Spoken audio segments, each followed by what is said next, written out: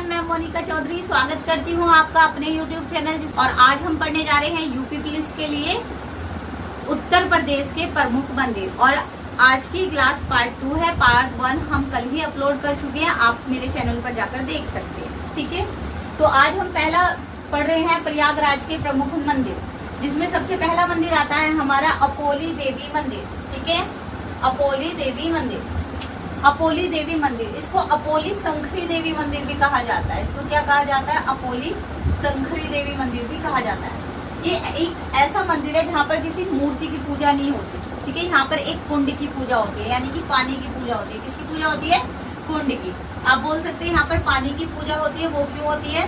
पुरानी कथाओं में कि जब भगवान विष्णु ने अपने सुदर्शन चक्र से माता सती के शरीर के हिस्से किए थे, तो उनके माता सती के दाहिने हाथ का अंगूठा इस कुंड में आकर ना विलुप्त हो गया था। ठीक है, इसलिए इस मंदिर को क्या कहा जाता है? अलोपी देवी मंदिर के नाम से जाना जाता है। और यहाँ पर किसी मूर्ति की पूजा नहीं होती, यहाँ पर निराकार रूप से पूजा की जाती है। किसकी की जाती है बेटा जी?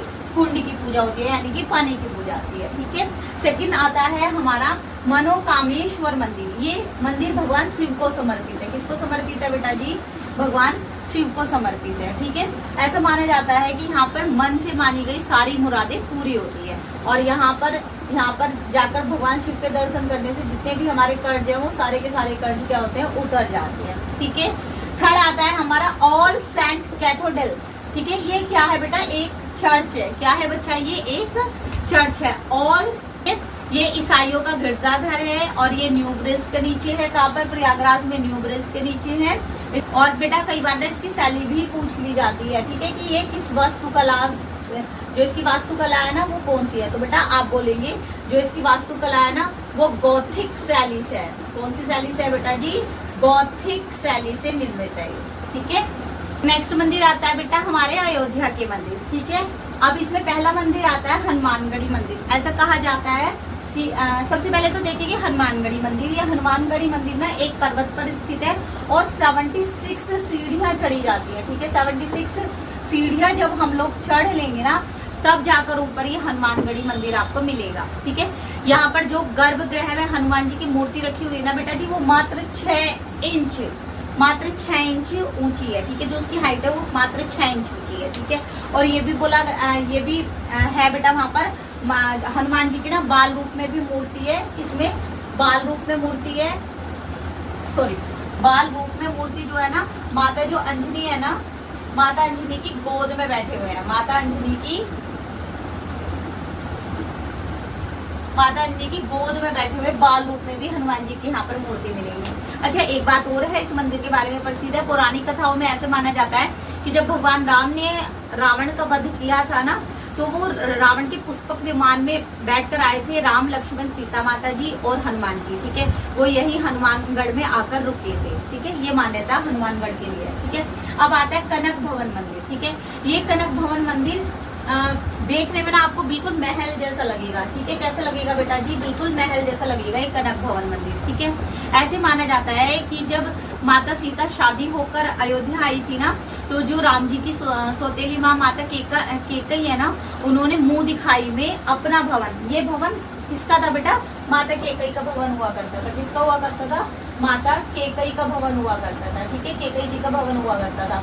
और जब माता सीता अयोध्या में आई थी तब माता केकई ने माता सीता को ये भवन मुंह दिखाई में भेंट किया था। ठीक है, अब इसको बेटा जी पर्यटन स्थल में बदल दिया गया है। ठीक है, और पर्यटन स्थल में बदल दिया गया है। यह एक धार्मिक स्थल है। ठीक है, इसको परमार वंश के राजा, परमार वंश के जो राजा है ना विक्रमादित्य, उन्होंने इसका पुनर्निर्माण कराया। जैसे पुरानी चीजें खंडित हो जाती है ना, तो इसका पुनर्निर्माण किसने कराया बेटा जी? परमार वंश के विक्रमादित्य ने इसका पुनर्निर्माण कराया है। माता सीता ने केकई ने माता सीता को मुंह दिखाई में दिया था, कनक भवन। ठीक है, अब आता है माता सीता की रसोई मंदिर। ये भी बेटा अयोध्या में है। ऐसा माता सीता की रसोई, ऐसा माना जाता है कि माता सीता ना बेटा जी यहीं पर खाना बनाती थी। और यहाँ पर जो राम जी हैं उनके छोटे भाई लक्ष्मण, ठीक है, भरत और शत्रुघ्न, इन चारों की ही जो धर्मपत्नी है ना, उनकी क्या पाई जाती है, मूर्तियां पाई जाती है। ठीक है, चारों की धर्मपत्नी की क्या पाई जाती है बेटा, यहाँ पर मूर्तियां पाई जाती है। कहाँ पर पाई जाती है बेटा, पति की मूर्तियां पाई जाती है। कहाँ पर पाई जाती है, अयोध्या में। अयोध्या में भी कहाँ पर बेटा, माता सीता की रसोई मंदिर में। ठीक है, नेक्स्ट आता है बेटा आपका तुलसी स्मारक मंदिर। ठीक है, ये ना बेटा रेलवे प्लेटफॉर्म से केवल 1 किलोमीटर के डिस्टेंस पर है। कहाँ पर, रेलवे प्लेटफॉर्म पे केवल 1 किलोमीटर के डिस्टेंस पर है। यह एक संग्रहालय है। ठीक है, यहाँ पर तुलसीदास जी द्वारा रचित बहुत सारी पुस्तकें, यहाँ पर एक लाइब्रेरी भी है। ठीक है, ये अब इसको तुलसी स्मारक भवन को ना एक अनुसंधान केंद्र में बदल दिया गया है, जहाँ पर अयोध्या की साहित्य संस्कृति और आध्यात्मिक विषयों पर क्या की जाती है, खोज की जाती है। ठीक है, नेक्स्ट आता है बच्चा हमारा चित्रकूट के प्रमुख मंदिर। पहला मंदिर आता है बेटा हमारा रामघाट। रामघाट बेटा जी हमारा मंदाकिनी नदी पर है। ठीक है, ये आ जाता है कि रामघाट कहाँ पर स्थित है, तो ध्यान रखेंगे मंदाकिनी नदी पर। ठीक है, ऐसी मान्यता है बेटा जी, जब रामचंद्र जी सीता माता के साथ और लक्ष्मण जी के साथ 14 वर्ष के लिए वनवास पर चले थे ना बेटा जी, तो यहाँ पर आकर कुछ दिन के लिए वो ठहरे थे। जब 14 वर्ष का वनवास उनको हुआ था ना, तो कुछ दिन के लिए यहीं पर रामघाट वाली जगह पर आकर वो ठहरे थे। ठीक है, फिर आता है बेटा जी हमारा अनुसुईया आश्रम। ठीक है, ये अनुसुईया आश्रम ना बेटा जी अनुसुईया माता को समर्पित है। ठीक है, जो माता अनुसुईया है ना, वो महर्षि अत्रि की पत्नी थी। किसकी पत्नी थी, महर्षि अत्रि की पत्नी थी। जब रामचंद्र भगवान लक्ष्मण जी और माता सीता के साथ माता अनुसुईया के आश्रम में आए थे ना, तो यहीं पर माता सीता को सतीत्व की क्या मिली थी बेटा जी, जानकारी मिली थी, यानी कि उनको ज्ञान प्राप्त हुआ था सती के लिए, कि सती कैसे हुआ जाता है। ठीक है, नेक्स्ट आता है बेटा हमारा भरत मिलाप मंदिर।